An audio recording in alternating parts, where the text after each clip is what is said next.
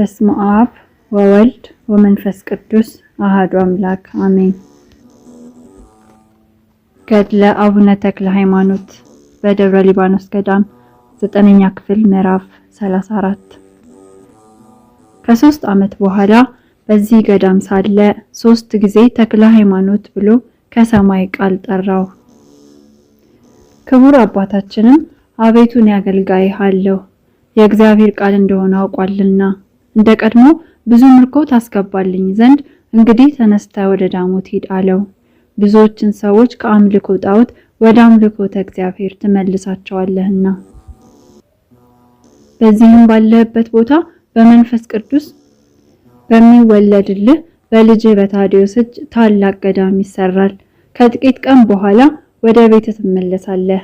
እየተጋደልክ በሰራኸው ስለ ፍጹም ድካም በዚህ ቦታ ሴቶችም ወንዶችም ልጆችህ ይበዛሉ ብሎት የሚናገረው ቃል ዝም አለ። መዋዕለ ጾሙን ከፈጸመ በኋላ ክቡር አባታችን ተክለ ሃይማኖት ተመልሶ ወደ ሀገር ገብቶ የከተታን ሰዎች ሁሉ ሰብስቦ እኔ ፈጣሪ ወዳዘዘኝ ቦታ እሄዳለሁና ባስተማርኳችሁ ትምህርት ክርስቶስን በማመን ጸንታችሁ ኑሩ፣ እርሱ ቢፈቅድልኝ ኋላ ወደ እናንተ እመለሳለሁ አላቸው። የሀገሩ ሰዎች ሁሉ አባታችን ሆይ ለማን ጥለህን ትሄዳለህ? አዲስ አማኞች ነንና ከሃይማኖት ዝናብ ማን ያጠጣናል? ከሚያቃጥል ከቆላ ዋይ ውስጥ ነንና በነፍስ በስጋ የሚጠብቅ እንዳንተ ያለ አባት የት እናገኛለን? እያሉ አለቀሱ። ክቡር አባታችን ተክለ ሃይማኖት የፈጣሪን ትእዛዝ ላፈርስ ይቻለኛልን? ልቦናዬንስ ለምን ትሰብሩታላችሁ? እናንተስ እግዚአብሔርን በማመን ጸንታችሁ ኑሩ፣ እርሱ የምትወዱትን ሁሉ ያደርግላችኋል። በእግዚአብሔር ያመነ ምንም አያጣምና አላቸው። በስሙም ያመነን ሰው ክፉ ነገር አያገኘውምና በመከራ ይፈትኑታል፣ ከመከራው ይድናል እንጂ። እግዚአብሔርን በአምልኮ ፈልጉት፣ ጸንታችሁ ትኖራላችሁ። ሁል ጊዜ ገጸ ረድኤቱን ፈልጉ፣ በፍጹም ልቦናችሁ ውደዱት። በፍጹም ሰውነታችሁ እግዚአብሔርን እንዲህ እየወደዳችሁ እናንተም እርስ በርሳችሁ ተፋቀሩ። እርስ በርሳችሁ በመዋደዳችሁ የክርስቶስ ወገኖች እንደሆናችሁ ሁሉ ያውቃችኋል። ጸብ ክርክር ካላችሁ ግን ስራችሁ የቀና አይሆንም። ከእናንተ አንዱስ እንኳ ርኩሳን ለሚሆኑ ለጣዖታት የሚሰግድ አይኑር። በእሳት የሚያሟርት መድኃኒት የሚቀምም የሚያስጠነቁል የሚሟርት መድኃኒተኛ ሟርተኛ በመጥራት ሙት በማስነሳት ሙት በመጠየቅ ዲዳን ደንቆሮን በመጠየቅ ይህን ሁሉ የሚሰራ ሰው በእግዚአብሔር ዘንድ እርኩስ ነውና። አስቀድሞ ያስተማርኳችሁን ጠብቁ። የእግዚአብሔርን ሕግ ከመጠበቅ የሚጣፍጥ የሚጥም የለም፣ ስሙንም ከመጥራት የሚሻል የለምና ነገሬን ኋላ ታገኙታላችሁ አላቸው። በስጋ ብትለየን በመንፈስ አትለየን፣ በእግዚአብሔር ዘንድ መመኪያህ ነንና። ይህን ብለው ጽኑ ልቅሶ እያለቀሱ ሸኝተው ሰደዱት። ክቡር አባታችንም ጎዳናውን ይዞ ሄደ። ሲሄድም ለእጁ በትር ለእግሩ ጫማ አልያዘም። በዛች ቀን ባደረበት ቦታ ጌታችን ኢየሱስ ክርስቶስ ታይቶ ተነጋገረው። ወዳጄ ተክለ ሃይማኖት እኔ ካንተ ጋር ስላለው በሄድክበትም ሁሉ አትፍራ። ወደምትሄድበት ሁሉ የምትቀመጥበት የብርሃን ሰረገላ ይሁንልህ። ወንጌልን እያስተማርክ ሕዝቡን በእኔ ስም አሳምን። ይህንንም ከነገረው በኋላ ከእርሱ ተሰወረ። ከዛች ቀን ጀምሮ በሰረገላ ብርሃን እየተቀመጠ ይሄድ ጀመር። ጌትነቱን የምትናገር ወንጌልን የሸዋን ክፍለ ሀገር ሁሉ እየዞረ አስተማረ። ወደ እነ ስድስቴ ወርዶ ይፋት ወደሚባል ወደ ታላቅ ተራራ ደረሰ። ወደ ተራራው በወጣ ጊዜ በላዩ አጋንንት ሲደነፉ አገኛቸው። ድምጻቸውም ወደ ሰልፍ እንደሚገባ እንደ ፈረስ ኮቴ ነው። እንደ ውሻ እንደ ጉርጥ ይጫጫሃሉ። አባታችን ተክለ ሃይማኖት ወደ እርሱ እስኪደርሱ ድረስ ዝም አላቸው። ጊዜው መሽቶ ነበርና የሀገሩም ሰዎች ያመልኳቸው ይሰግዱላቸው ነበር። ወደ እርሱም በደረሱ ጊዜ በመስቀል አማተበባቸው። ሁሉም በነፋስ ፊት እንዳለ ጢስ በነው ጠፉ። ብፁዕ አባታችን ግን ሌሊቱን ሁሉ በጸሎት በምስጋና አደረ። በነጋም ጊዜ የሀገሩ ሰዎች እንደ ልማዳቸው ልዩ የሆነ ምግብና መጠጥ እንዲሁም ያርዱላቸው ዘንድ ላሞች ይዘው መጥተው ብፁዕ አባታችን ወዳለበት ወደ ተራራው ወጡ። ከዛ በደረሱ ጊዜ ይሰግዱ ጀመር። ብፁዕ አባታችንም እነዚህ ሰዎች የሚያደርጉትን ያይ ዘንድ ተነሳና ለአጋንንት ሲሰግዱ አያቸው።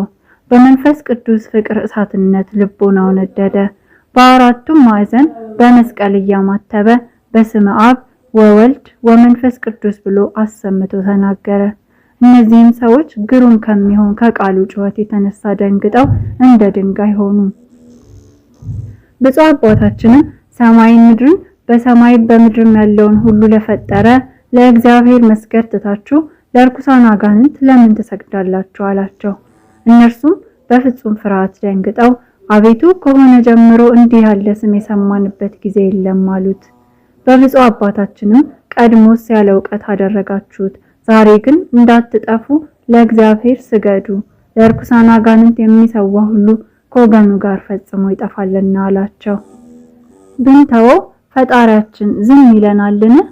በዚህ ካልሰገድንለት ካልሰዋንለት ወንዶችን ሴቶችንም ልጆቻችንን ይገልብናል፣ ገንዘባችንን ሁሉ ሀገራችንንም ያጠፋብናል።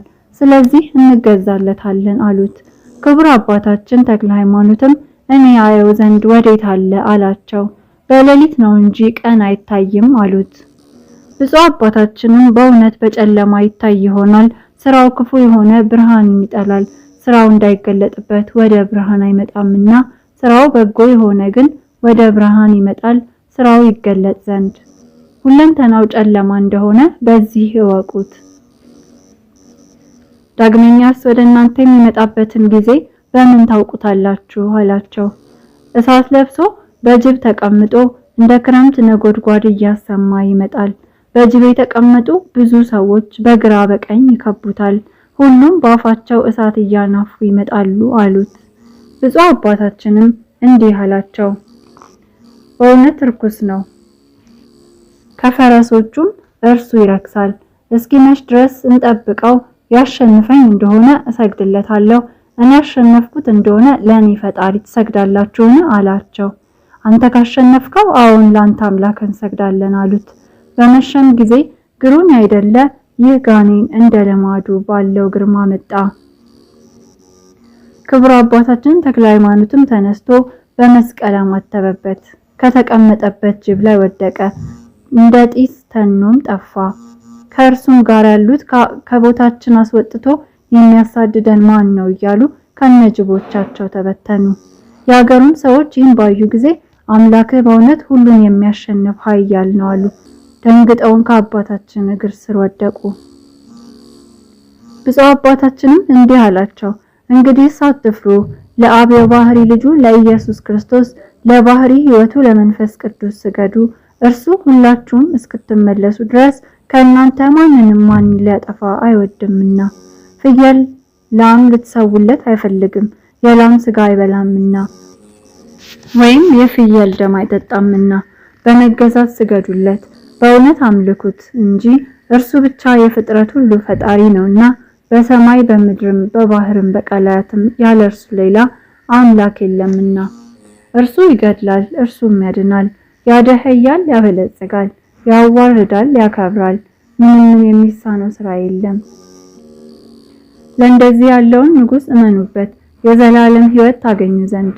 ይህን የመሰለውን ሁሉ ብፁዕ አባታችን እስኪነጋ ሲያስተምራቸው አደረ። እነዚህም ሰዎች ይህ ድል የነሳኸው አምላካችን አንተ ከኛ ዘንድ ከሄድክ ይገድለናል፣ ገንዘባችንን ሀገራችንን ያጠፋብናል፣ ምን እናደርጋለን አሉት። ክቡር አባታችን ተክለ ሃይማኖት ፈጽማችሁ በእግዚአብሔር ካመናችሁ በምንም አያሸንፋችሁም፣ ይህ ጋኔን ደካማ ነውና ሲያሳምማችሁ ኖረ። ወንዶች ሴቶች ልጆቻችሁን ሀገራችሁንም ገንዘባችሁንም ያጠፋባችሁ ነበር። ዛሬ ሄዳችሁ ለሀገሩ ሰው ሁሉ ንገሩ፣ የታመመበት በሽተኛውን ሁሉ ይዞ ይምጣ። የፈጣሪን ኃይል ታዩ ዘንድ እርሱ ሳትጥሩ ዋጋ ሳትሰጡት ያድንላችኋልና። እነርሱም ደስ ብሏቸው ተነስተው ወደ ቤታቸው እየሮጡ ሄዱ። ለሀገሩ ሰው ሁሉ ነገሩ። የሀገሩም ሰው ሁሉ ደስ እያላቸው ተሰበሰቡ። በሽተኞችንም ሰበሰቡ። ቁጥራቸውም 12 አንካሳ፣ 13 ጎባጣ፣ 7 ጋኔን የሚጥላቸው 10 ዕውራን ነበሩ። በአልጋ እየተሸከሙም አመጧቸው። ገና ከአባታችን ከተክለ ሃይማኖት ዘንድ ሳያደርሷቸው በሩቅ ባዩት ጊዜ አንተ ክፉ ሰው የከተታ የጽላልሽን አውራጃ የተውንልህ አይበቃህምን? ከዚህም ልታሳድደን መጣህ እያሉ ያደሩባቸው አጋንንት ጮሁ። ዘወትር እንዲህ እየፈጠንክ ስትሄድ በእግርህ ነው ወይስ በንፋስ ትቀመጣለህን? ከአንተ የምንሸሽበት አጣን። አሁንም መከራ አታጽናብን፣ ወደን እንሄዳለን አሉ። ብፁዕ አባታችንም የተሸከሟቸውን ሰዎች ፈጥናችሁ ወደ እኔ አምጧቸው አላቸው። ወደ እርሱም ሲያመጧቸው ያደሩባቸው አጋንንት ጮሁ። እንግዲህ ወዲህስ ወደዚች ሀገር አንመለስም እያሉ በመማል በጥቁር ባሪያ አምሳል እየወጡ ሄዱ። ዝንጀሮ መስለውም ይወጡ አሉ። ሸሽተው ከዱር ከገደል ገቡ። ድውያኑም ዳኑ፣ እውራኑም አዩ። ከዚያም ያሉ ሰዎች ይህን ተአምራት ባዩ ጊዜ አባታችን በረከትህን እንቀበል ዘንድ ባርከን እያሉ ከተክለ ሃይማኖት እግር ስር ወደቁ። እኔስ በፈጣሪ ስም አምናችሁ ሳትጠመቁ በረከትን አልሰጣችሁም፣ የአጋንንት ወገኖች ናችሁና አላቸው። የዳኑትም ያገሩ ሰዎች አባታችን ያዘዝከንን ሁሉ እናደርጋለን አሉ። በእግዚአብሔር ስም አምናችሁ ትጠመቁ ዘንድ አዛችኋለሁ አላቸው። ሁሉም ተነስተህ አጥምቀን አሉትና በአብ በወልድ በመንፈስ ቅዱስ ስም አጠመቃቸው። ቤተክርስቲያንንም ስሩ ብሎ አዘዛቸውና ሰሩ። በውስጧም የጌታችን የኢየሱስ ክርስቶስ ቅዱስ ሥጋውን ክቡር ደሙን አቀበላቸው። በዚህም ጊዜ የመላእክት አለቃ በዲያቆን አምሳል ይራዳው ነበር። በእነርሱ ዘንድ ልዩ ሶስት የሚሆኑ የሥላሴን ሃይማኖት እያስተማረ 9 ወር ተቀመጠ። ምዕራፍ 35 ከ9 ወር በኋላ የመላእክት አለቃ ቅዱስ ሚካኤል ብፁዕ አባታችንን እግዚአብሔር ያከበረ ተክለ ሃይማኖት ተነሳ አለው። ፈጣሪ ያዘዘህን ማድረግ ቸል አትበል። ስለዚህ ነገሩ የአገሩን ሰዎች ሰብስቦ ባስተማርኳችሁ ሃይማኖት ጽኑ፣ እርስ በርሳችሁ ተፈቃቀሩ፣ እንግዳ መቀበልንም አትዘንጉ፣ እኔ ፈጣሪ ወደ ላከኝ እሄዳለሁና አላቸው። የአገሩም ሰዎች ይህን ሰምተው አባታችን አስተማሪያችን ለማን ትተኸን ትሄዳለህ እያሉ ብዙ አለቀሱ። ጽኑ ለቅሶ እያለቀሱ ሸኝተው ሰደዱት። ብፁዕ አባታችንም በብርሃን ሰረገላ ተቀምጦ ሄደ። የእናርዕትን አውራጃ ሁሉ አስተማረ። የጣዖትን ቤት አፈረሰ። የሰታልና የዊድን ወንዝ ተሻግሮ ወደ ጉራጌ ሄዶ ቢለት ከምትባል ተራራ ደረሰ። ይህችም የአስማተኞች ቤተ መንግስታቸው ናት። ፍየልና ላም ይሰውበታል፣ በእሷም አጋንንት ይገለጹላቸዋል። ከዚያ የሚቀመጥ አንድ ንጉሳቸው ነበር። ሟርተኞች፣ መድኃኒት የሚቀምሙ ጠንቋዮች ከተራራው ስር በሸንጎ ይሰግዱለት ይውላሉ። አንዳንድ ሺህ 2 ሺህ የሚያሟርቱ እጅ መንሻቸውን ይዘው ቃል እስኪናገራቸው ድረስ እየጠበቁ ደግ የተናገረ እንደሆነ ደግ ያገኛሉ፣ ክፉ የሚናገር ክፉ ይደረግባቸዋል። ስለዚህ ነገር አንግሰውት ይኖሩ ነበር። ብፁዕ አባታችንም ይህን ሁሉ ስራቸውን አይቶ በሌላ ጎዳና ተሰውሮ ወጥቶ ይህ የጠንቋዮች ንጉስ ካለበት ደረሰ። በወርቅ ዙፋን ተቀምጦ ወርቀ ዘቦ ግምጃ ለብሶ አገኘው። ፊቱን ጸፍቶ ከዙፋኑ ገልብጦ ጥሎ አንገቱን ረግጦ ደረቱ ላይ ቆሞ አንተ ክፉ ዲያብሎስ የግብር ልጁ የአጋንንት ወንድማቸው ክርስቶስ በደሙ የዋጃቸውን ሕዝብ ለምን ታስታለህ አለው። ይህም የጠንቋዮች ንጉስ የሚናገረውን አጣ። መብረቅ ከሰማይ ብልጭ ብሎ የጣለው መሰለው እንጂ ብፁዕ አባታችን ወደ እርሱ በገባ ጊዜ አላየውም ነበርና። አሽከሮቹ ግን ብፁዕ አባታችንን ይዘው ከወዴት መጣ? በምን ስራ ከዚህ ደረስክ? ማን አውጥቶ ከቤተ መንግስት አገባህ? እያሉ ደም ካፍንጫው ከአፉም እስኪወርድ ድረስ ፊቱን ጸፉት። ወፍራም የብረት በትር አምጥተው አጥንቱ እስኪደቅ ድረስ መቱትና ያን ጊዜ ሞተ። የዱር አራዊት ይብሉት ብለውም በድኑን አንስተው ከተራራው ስር ጣሉት። የመላእክት አለቃ ቅዱስ ሚካኤልም መጥቶ ተክለ ሃይማኖት ጉዳት የለብህም ተነስ ብሎ ጠራው። ብፁዕ አባታችንም የተኛ ሰው እንዲነሳ ፈጥኖ ተነሳ። ቁስሉ እንዳሶ ከደዌው አዳነው። መከራ ፈጽሞ እንዳላገኘውም ሆኖ ዳነ። ይህንም ሟርተኛ አንተ ድል ታደርገዋለህና ሄደህ ተዋጋው አለው። ብፁዕ አባታችንም በመንፈስ ቅዱስ ኃይል ጎልምሶ ሄዶ ወደ ተራራው ላይ ወጣና ይህን የጠንቋዮችን ንጉስ በወርቅ ዙፋን ተቀምጦ አገኘው። ይህ የጠንቋዮች ንጉስ ግን ብፁዕ አባታችን ቅዱስ ተክለ ሃይማኖት ወደ እርሱ ሲገባ አያየውም፣ ፊቱን ሲመታው ያየዋል እንጂ። በዚያችም ቀን ዳግመኛ አባታችን ተክለ ሃይማኖት ንጉሳቸውን ፊቱን ጸፍቶ ከዙፋኑ ጣለው። አልጋውን አንስቶ በላዩ ሰበረው። ይኸውም የጠንቋዮች ንጉስ አሽከሮቹን እነሆ የትላንትናው ሰው ሲገድለኝ ለምን ዝም ትላላችሁ እያለ ጮኸ። ባሮቹም በወዲያና በወዲህ እየሮጡ ቢገቡ ብፁዕ አባታችን ተክለ ሃይማኖት ጌታቸውን ሲመታ አገኙት። ፈጥነውም ይዘው የብረት አለንጋ አምጥተው ብፁዕ አባታችን ተክለ ሃይማኖት የጎኑ አጥንት እስኪታይ ድረስ ገረፉት። ዛሬስ አንግደለው ቀድሞውን መርምረው ተባባሉና ከወዴት መጣ? ሀገርህስ ወዴት ነው? ስራህስ ምንድነው? ትላንት አልገደልንህምን?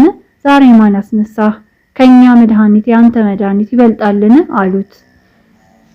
ክቡር አባታችን ተክለ ሃይማኖትም በእውነት ከናንተ ፈጣሪ የኔ ፈጣሪ ይጠናል። እኔ መድኃኒት አላውቅም፣ የእናንተን መድኃኒት ላጠፋ መጥቻለሁ እንጂ አላቸው። ሀገር ወዴት ነው? አሉት። ብፁዕ አባታችን ተክለ ሃይማኖትም ሀገሬን ለውሾች እናገራለሁን? ነገር ግን ውሾች ከናንተ ይሻላሉ፣ ጌታቸውን ያውቃሉና አላቸው። ይህን ባላቸው ጊዜ የውስጥ ዕቃው እስኪታይ ድረስ ሁለተኛ ገረፉት።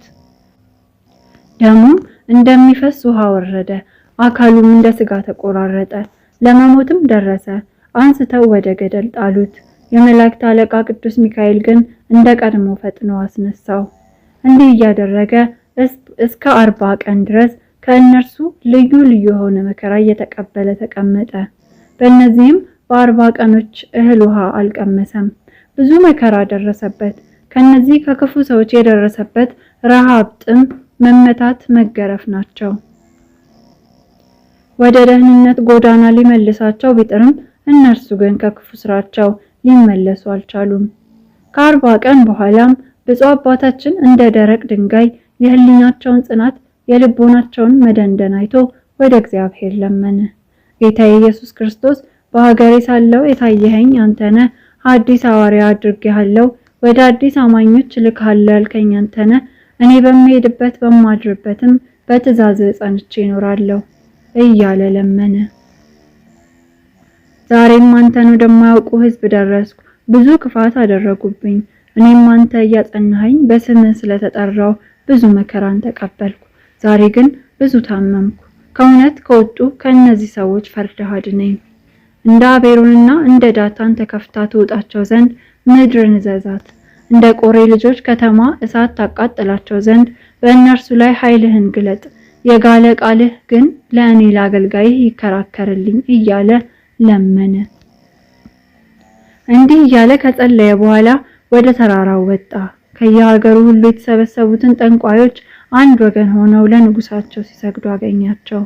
ብፁዕ አባታችን ተክለ ሃይማኖትም ከመካከላቸው ገብቶ ቆመና አንቺ ምድር እነዚህን ክፉዎች ሰዎች ተከፍተሽ ትወጫቸው ዘንድ በእኔ ቃል አይደለ በእግዚአብሔር ቃል አዝዤሻለሁ እያለ አሰምቶ ተናገረ።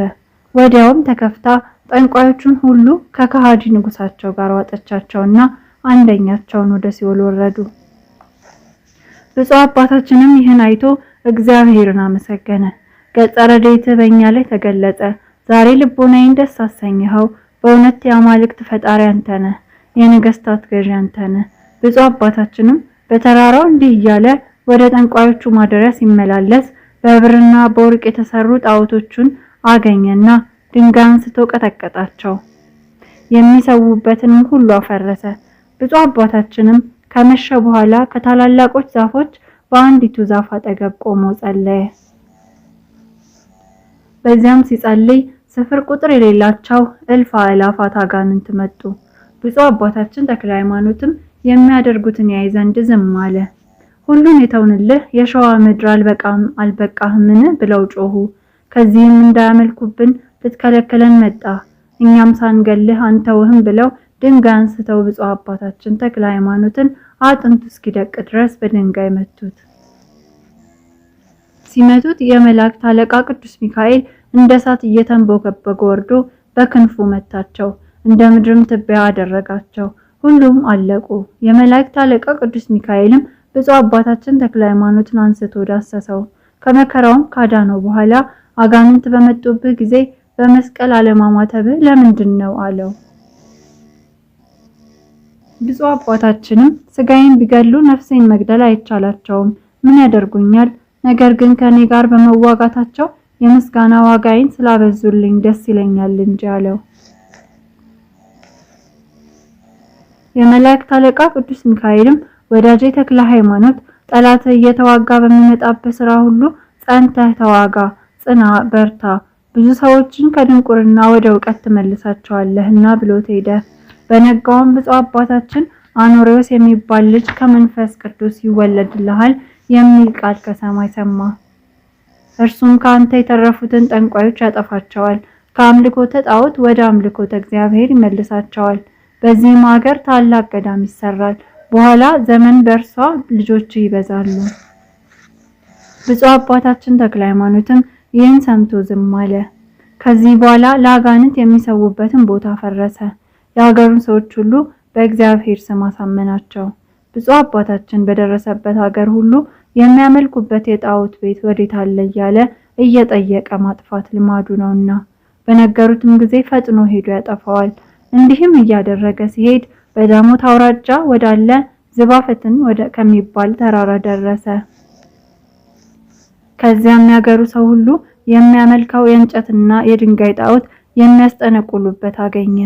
በዚያም አጋንንት ይገለጹላቸዋል። የሚያመልኳቸውም ሰዎች ደም እያፈሰሱ ይሰውላቸዋል። ብፁዕ አባታችን ተክለ ሃይማኖትም እነዚህን ጣዖቶች አይቶ ድንጋይ አንስቶ ቀጠቀጣቸው። ቦታውንም አጠፋባቸው። ወንበራቸውንም ገለባበጠባቸው። ፀሐይ በገባም ጊዜ ብፁዕ አባታችን ከዛፍ ስር ቆሞ ሲጸልይ ወደ እርሱ አጋንንት በስተው እየተንጋጉ መጡ። የተውንልህ የሸዋ ክፍለ ሀገር ሁሉ አልበቃህምን ብለው ጮኸው ተናገሩ። ከዚህም ግዛታችንን ልትከለክለን መጣህን? ዛሬ ሳንገልህ አንተውህም አሉት። እርሱን ለማስፈራራትም በድንጋይ ወገሩት። የማይቻላችሁ ስትሆኑ በከንቱ ለምን ትደክማላችሁ ብሎ በመስቀል ቢያማትብባቸው እንደ ጢስ በነው ጠፉ። በነጋው የሀገር ሽማግሌዎች ሁሉ ለጣዖቶቻቸው ይሰግዱ ዘንድ ተሰብስበው መጡ። ከምድር ወድቀው አገኟቸው። ደንግጠው ጣዖቶቻችንን ምን አገኛቸው?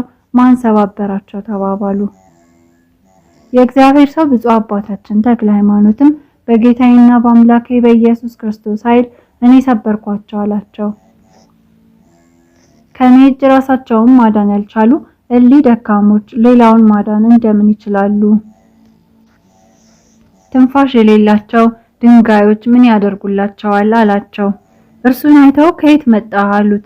ብፁዕ አባታችን ተክለ ሃይማኖትም እኔስ ከጌታዬ ከኢየሱስ ክርስቶስ ታዝዤ የምትስቱባቸውን የጣዖቱን ቤት መስገጃችሁን አፈርስ ዘንድ ከሀገር መጣሁ አላቸው። ጌታ እስከላከህ እስኪ ከኛ እጅ ሲያድንህ እናያለን አሉት። ጣዖቶቻችንን እንዳጠፋ አንተንም እናጠፋለን ብለው ይዘው ደበደቡት። ነፍሱ ከስጋው ለመለየት እስክትደርስ ድረስ መከራን አጸኑበት። እኩሌቶቹ ንጉሱ የሚያመልካቸውን ጣዖቶች ሰብሯልና ንጉሱ ሳያውቅ እንግደለው አሉ። አጽንተውም አሰሩት። ከእነርሱ አንዱ የዳሞት ገዥ የሚሆን ቀፈረውድም የሚባል ሰው ወሰደው። ለዚህም ለሀገረ ገዡ ጋኔን የሚጥለው ልጅ ነበረው። ይህም ሀገረ ገዢ ወደ ቤቱ ለመግባት ሲመለስ ልጁ ሊቀበለው ወጣ። ያን ጊዜም ጋኔኑ በሰው ሁሉ ፊት ጣለው። ሁሉም ደነገጡ። ፍስሐ ጽዮንን እኔ ካንተ ምን አለኝ ብሎ ሰይጣኑ ጮኸ። አዲሱ ስምህን መጥራት አይቻለኝም፣ መከራ ታጸናብኝ ዘንድ ከዚህ ማን አመጣ? ቀድሞ የሸዋን ክፍለ ሀገር ሁሉ ተውኩልህ፣ እነዚህ አልበቁህምን? በሄድኩበት እየተከተልክ ከሀገሩ አስወጥተህ ሰደድከኝ። ዛሬም ከዚህ መጣ። በአንድ ሀገር የማታርፍ አንተ ክፉ ሰው፣ ከአንተ ወዴት እሸሻለሁ? ወየውልኝ! እኔ እናንተ እስክትሞት ድረስ ስንዋጋ እንኖራለን። ዝም ካላልክስ በሞተ ለሚ ልብ አድሬ ወደ ገደል ይጥልሃል። ከዚያም ትሞታለህ፣ እኔም ከአንተ አርፋለሁ አለው። ሀገረ ገዡም ይህን ነገር ሰምቶ ደንግጦ ከእስራቱ ፈታው። በፊቱም ወድቆ እጅ ነሳው። እግዚአብሔር የሚሉት የሰማይ ፈጣሪ አንተ ነህ አለው። ብፁዕ አባታችን ተክለ ሃይማኖትም እኔስ እሱን አይደለሁም የማመልከው የእርሱ ባሪያ ነኝ እንጂ። አባቴ አምላክ የሚባለው ማን ነው? ሕይወት የማገኝበትን ስራ ንገረኝ፣ ልጄንም አድንልኝ ባለው ጊዜ ብፁዕ አባታችን ተክለ ሃይማኖትም ልጅህን ባድንልህ በእኔ አምላክ ታምናለህን? አለው። አሁን ፈጽሜ ያምናለሁ አለው። ብፁዕ አባታችን ተክለ ሃይማኖትም አንተ ርኩስ ሰይጣን በጌታዬ በኢየሱስ ክርስቶስ ስም ከዚህ ብላቴና ላይ ውጣ ብሎ እጁን አንስቶ በሕፃኑ ፊት ላይ አማተበ። ወዲያውም ገመድ ዝንጀሮ መስሎ ወጣ። እኔ ወጣለሁ፣ አትንካኝ፣ በእጅ ባለ እሳት አታቃጥለኝ እያለ ጮኸ። ይህን ያዩ ሁሉ አደነቁ። ይህም ሀገረ ገዢ ደስ ብሎት ከነ ቤተሰቡ ከሀገሩም ሰዎች ጋር በብፁዕ አባታችን ቃል በጌታችን በኢየሱስ ክርስቶስ ስም አመነ። በዚያች ቀን አንድ አምላክ በሚሆን በአብ በወልድ በመንፈስ ቅዱስ ስም አጠመቃቸው። ሀገረ ገዢውን ስሙን ገብረ ዋህድ አለው። ሚስቱንም ወለተ ዋህድ አላት። ልጁንም ተክለ ዋህድ አለው። ምዕራፍ 36 ወስብሐት ለእግዚአብሔር። ይቆየን።